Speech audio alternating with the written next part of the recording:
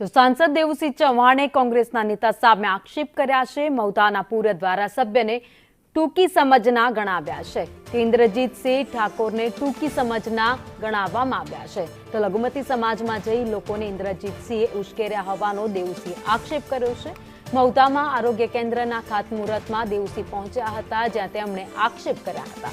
અગાઉ પૂર્વ ધારાસભ્ય આરોગ્ય કેન્દ્ર મામલે લઘુમતી વિસ્તારમાં સ્પીચ આપી હતી, ભાષણ કર્યું હતું। ભાજપ સત્તા સ્થાને હોવા છતાં પૂર્વ ધારાસભ્ય ઉપર કટાક્ષ કરવામાં આવ્યો। માટે એટલે તમે અલ્લાહ સમાન છો, મારા મા બાપ છો।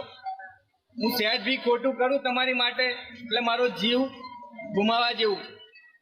આ દવાખાના માટે મારો જીવ આપવાનો થશે તો બી હું આપવા તૈયાર।